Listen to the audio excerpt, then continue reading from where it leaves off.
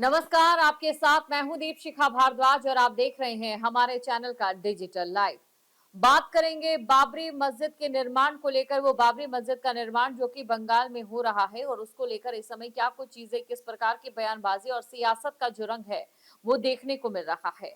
आपको बता दें, बंगाल में बाबरी मस्जिद के निर्माण होने को लेकर नीतीश कुमार की पार्टी के सांसद की ओर से बड़ा बयान दिया गया है और उनके बयान देखने के बाद ये सवाल खड़ा हो जाता है कि आखिरकार पार्टी की जो राह है वो क्या रहने वाली है। क्योंकि इस समय बात अगर नीतीश कुमार की पार्टी की करें तो वो एनडीए के साथ बीजेपी में है और बीजेपी की विचारधारा कुछ और कहती है। वहीं दूसरी तरफ बात करें ममता बनर्जी की पार्टी ने भी जब हुमायूं कबीर की ओर से बाबरी के या फिर पार्टी की लीग से हटकर बयान दिए गए थे तो उन्हें पार्टी से निकाल दिया गया था। लेकिन पूरा मामला क्या है, सबसे पहले आपको वो बता देते हैं। आपको ये बता दें कि बंगाल में बाबरी मस्जिद के निर्माण को लेकर इस समय सियासी बयानबाजी चरम पर है। लगातार जो नेता हैं, सांसद हैं, अपने बयान दे रहे हैं। वहीं आपको ये बता दें कि नालंदा में जेडीयू सांसद कौशलेंद्र कुमार ने पत्रकारों से बातचीत में इसे पूरी तरह से संविधान के दायरे में बताया है। उन्होंने कहा है कि सभी धर्मों और जातियों के लोगों को समान अधिकार प्राप्त हैं। उन्होंने स्पष्ट किया कि संविधान हर नागरिक को न केवल जीवन जीने का अधिकार देता है बल्कि अपने अपने धर्म के पालन करने का और उसके प्रचार और प्रसार का भी अधिकार देता है।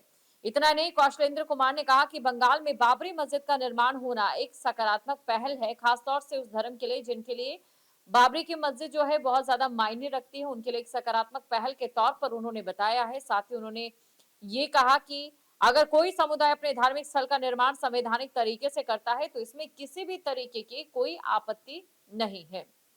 तो ये उनकी ओर से बयान दिया गया है। इतिहास से आगे बढ़ा है आज का भारत, ये भी उन्होंने कहा। क्योंकि देखिए, जेडीयू सांसद ने जब कहा कि भारत को आजादी मिली, संविधान लागू हुआ, तभी से हर नागरिक को अपने धर्म के पालन करने का मूल अधिकार मिला। क्योंकि लगातार बाबरी मस्जिद को लेकर जो सवाल उठा रहे हैं या फिर जो बाबरी मस्जिद का निर्माण बंगाल में किया जा रहा है उसके खिलाफ है, उनका ये कहना है कि कहीं ना कहीं उन आक्रांताओं की जो एक विचारधारा थी उसे बढ़ावा देने का काम किया किया जा रहा है। उसी को लेकर जो सवाल जब उनसे किया गया तो उन्होंने जवाब देते हुए ये कहा था कि उन्होंने कभी बाबर को देखा नहीं, उन्होंने सिर्फ किताबों में उन्हें पढ़ा है या फिर इतिहास में उन्होंने पढ़ा है। और साथ ही उन्होंने कहा कि इसीलिए वो बाबर को लेकर कोई भी टिप्पणी करने से बचना चाहते हैं। उन्होंने कहा कि हमें संविधान, भाईचारे और आपसी सौहार्द पर ध्यान देना चाहिए। अगर बंगाल में मुस्लिम समुदाय बाबरी मस्जिद का निर्माण कर रहा है तो इसमें किसी को आपत्ति नहीं होनी चाहिए, क्योंकि ये उनका संवैधानिक अधिकार है और देश को आगे बढ़ाने के लिए धर्म के नाम पर विवाद नहीं बल्कि आपसी सौहार्द और विकास की राजनीति जरूरी होती है।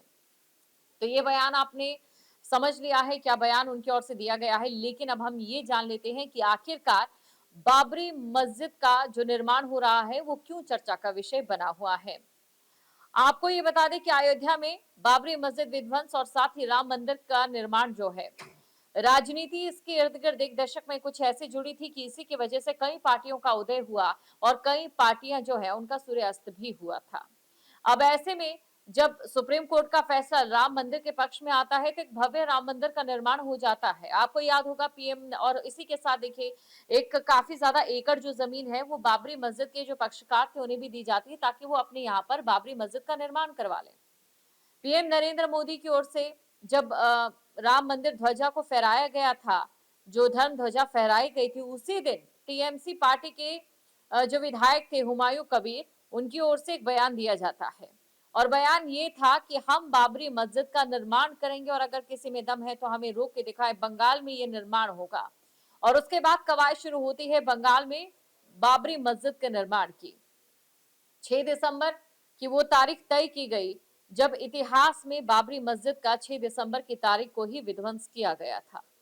और अब सबसे बड़ा सवाल ये है कि जब इस तरीके का बयान दिया जाता है या फिर इस तरीके से ये कहा जाता है कि हम बाबरी मस्जिद का निर्माण करेंगे, तो उसके बाद जाहिर तौर पर उस दौरान भी हमने देखा था जब राम मंदिर और बाबरी मस्जिद का मुद्दा था तो कितना ही राजनीति में हावी था। कुछ पार्टियों के अस्त्र से लेकर कुछ पार्टियों के उदय तक का ये पूरा मसला बन जाता है। तो इस बार भी कुछ ऐसा ही देखने को मिल रहा है, क्योंकि लगातार जो राजनीतिक बयानबाजी है वो जारी है। अब इसी बीच बाबरी जैसी मस्जिद के लिए कितना चंदा मिला है ये भी लोगों के जानने का विषय बन चुका है। और ये कितना चंदा यहाँ पर मिला है, किस प्रकार से लोग यहाँ पर बाबरी मस्जिद के निर्माण को लेकर जो अपनी तरफ से योगदान दे रहे हैं, जो मुस्लिम समुदाय है योगदान दे रहे हैं, इसके बारे में अब आपको बताते हैं। पश्चिम बंगाल के मुर्शिदाबाद की जिले के बिलडांगा में जहां पर टीएमसी से निलंबित विधायक हुमायूं कबीर ने 6 दिसंबर को बाबरी जैसी मस्जिद की नींव रखी, तो बाबरी मस्जिद विध्वंस की 33वीं बरसी पर इस मस्जिद की आधारशिला रखी गई और इस दौरान आपको बता दें कि ये दावा किया गया कि 11 पेटी चंदा इकट्ठा हुआ, जिसे गिनने के लिए 30 लोग और नोट गिनने की मशीनें लगानी पड़ी। आप अंदाजा लगा सकते हैं कि 30 लोग जुटे, इसके अलावा 11 पेटी जो चंदा इकट्ठा हुआ, नोट गिनने की मशीन यहाँ पर लगानी पड़ी। इसी के साथ हुमायूं की ओर से ये ऐलान भी किया गया कि 1 लाख लोगों से कुरान का पाठ पढ़वाएंगे और उसी के बाद जो है बाबरी मस्जिद का जो निर्माण कार्य है वो शुरू किया जाएगा। हुमायूं ने कहा कि वो जल्द एक नई पार्टी भी बनाएंगे जो मुसलमानों के लिए काम करेगी। 135 सीटों पर जो है चुनाव लड़ेंगे और असुद्दीन ओवैसी की पार्टी के साथ जो है वो अलायंस कर सकते हैं। मुर्शिदाबाद बाबरी मस्जिद को लेकर विवाद की टाइमलाइन की अगर हम बात करें, देखिए 28 नवंबर तक वो जो थे टीएमसी के विधायक थे, तब उनकी ओर से बयान दिया जाता है और आयोजन करता एक समारोह बनाया गया था पोस्टर का, उसमें आयोजन करता उनका नाम था। 3 दिसंबर को टीएमसी ने मामले से खुद को अलग कर दिया और इसी के साथ आपको ये भी बता दें कि उन्होंने ये भी कहा कि इस घोषणा से टीएमसी का कोई संबंध नहीं है। और साथ ही 4 दिसंबर को मामले को बढ़ता देख टीएमसी ने विधायक हुमायूं कबीर को सस्पेंड कर दिया।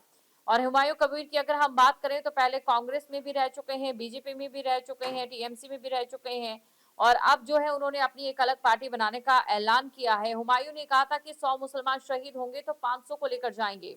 इतना ही नहीं, उन्होंने और भी कई ऐसे बयान दिए थे, जिनमें से सबसे पहला बयान ऐसा था कि दिसंबर 2025 को 6 दिसंबर 12 बजे बाबरी मस्जिद का शिलान्यास होगा।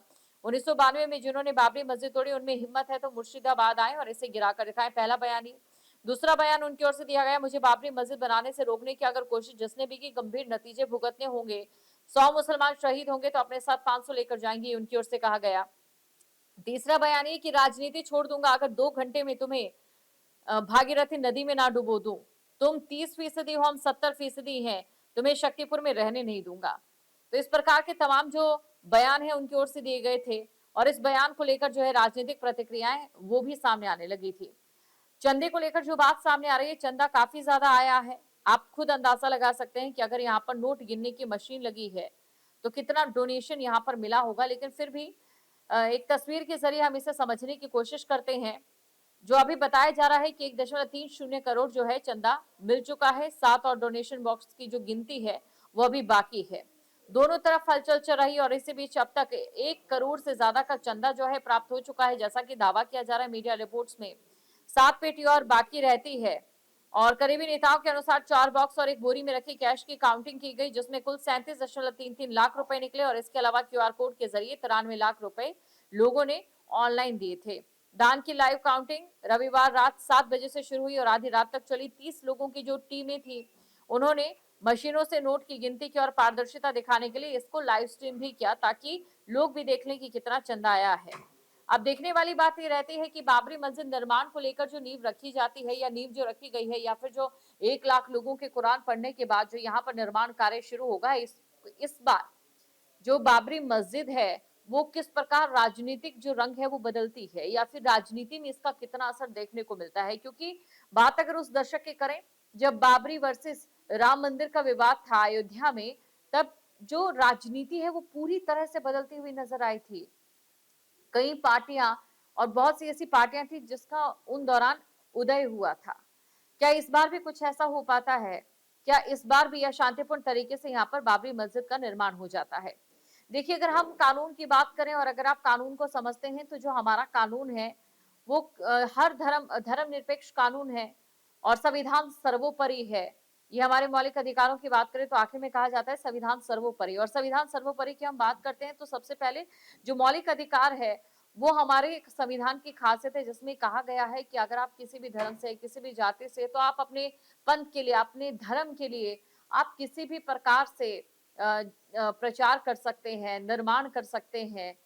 लेकिन साथ ही साथ अगर आप मौलिक कर्तव्यों की तरफ जाएंगे तो ये भी आपका कर्तव्य, कई कर्तव्य भी हैं जिनका पालन आपको करना है।